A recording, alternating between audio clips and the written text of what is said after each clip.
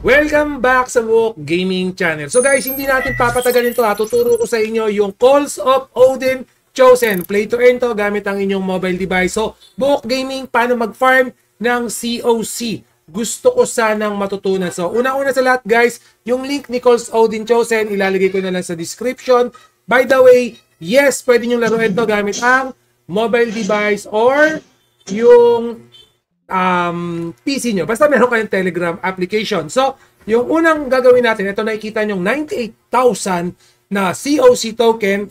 Paano ma-farm yan? So, basically, kahit mag-idle game kayo dito, makakakuha kayo ng COC token, pero minimal lang. Kumbaga, hindi ganun kadami. So, ang una yung gamitin, since Calls of Odin yan, click nyo tong port. Okay? Pag na-click nyo yan, mapupunta na kayo dito sa kanilang mining na dashboard. So, sa dashboard na yan, for example yan, nagkaroon ako ng 7,825 na COC token. So, ang una sa lahat guys, kailangan meron kayong tinatawag na ship or itong bangka or itong barko, no? So, okay lang yan, mura lang yan kung bibili kayo 3,000 isa. Okay, pero kung pre-registered kayo, meron na kagad kayo niyan. Pero kung gusto nyo dagdagan, yes, pwede kayong bumili. For example, ako meron na akong 453, pwede akong bumili. Okay? So, given na meron na kayong ship, no, mag-i-start voyage lang kayo. As low as 2 crystal, pwede na kayong mag-start voyage. Yan, yung 2 crystal na yan, equivalent yan, alam ko, 10 minutes something, or 3 minutes, no? So, depende. Kung dadagdagan nyo to, for example, dadagdagan nyo yung, kung ilang crystal yon, ganong katagal nyo yung biyahe. Pwedeng 8 hours, pwedeng 9 hours. Alam ko yung 1,000 is 10 hours something. Double check nyo na lang. Pero kung makikita nyo, nagamit ko na yung ship ko, 0/9, no? Nasira na yung mga ship ko. So, click lang natin tong voyage. Nasaan na ba yan? Yan. So, sa voyage, pwede akong mag-recycle, no? So, meron akong recyclable. So, for example, yung nasira ko siyam, okay? Pwede kong i-recycle yan. For example, kung gusto kong i-recycle yan, magkano ba yung ano ko? 453. Yung isa is 3,000, 9,000. So, kailangan ko munang mag-ipon.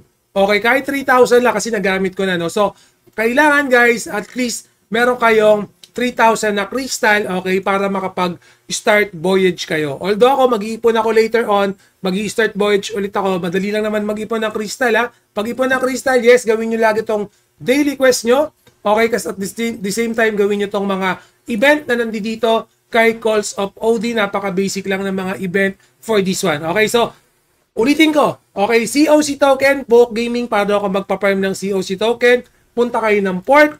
Okay, kailangan meron kayong ship. Pag wala kayong ship, pwede kayong bumili.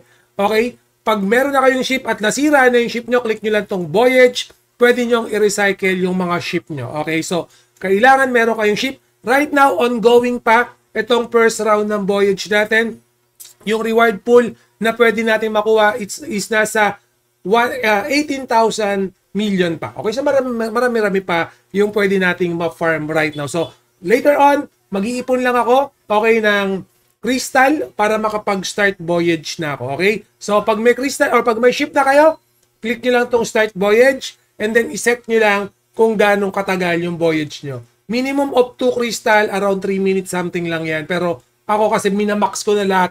Kung ilan yung crystal ko, minamax ko na para makapagbiyahe na ako dito sa Calls of Odin Chosen. Okay, so yun. So, ibig sabihin, Book Gaming, yung mga 99,000 mo na COC, kailan naman yan pwedeng maging cash? Okay, for example, nag-TGE na or token generated event, that's the time na magkakaroon na ng value yung token natin dito. Similar sa nangyari kay Cappy Bobo. So kung aware kayo, right now si Cappy Bobo nag-TGE na, yes, sa community natin ang daming pumaldo. Ako kasi di ako ganun kasipag maglaro na medyo busy tayo, pero dun sa community natin, yes, madaming kumita nung nag-TGE na. So right now, iniipon pa lang natin yan kasi free to play to. Okay, free to play tong game na to. Yes, pwede na kayo mag-farm right now. Okay, hindi kayo mahihirapan mag-farm dito kay Calls of Odin Chosen. Don't worry, yung mga links niyan ilalagay ko sa description later on. At the same time, lagi kong mini-mention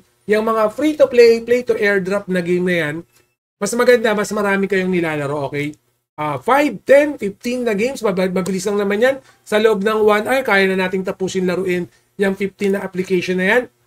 At Ang point dyan, kaya mas madami para at least kahit dalawa lang, tatlo yung pumaldo, meron tayong passive income na aasahan. Okay, so anyway, magkakaroon pa rin tayo ng maraming update para dito kay Calls of Odin Chosen. And always remember, Book Gaming loves you all. See you again in my next video. Salamat.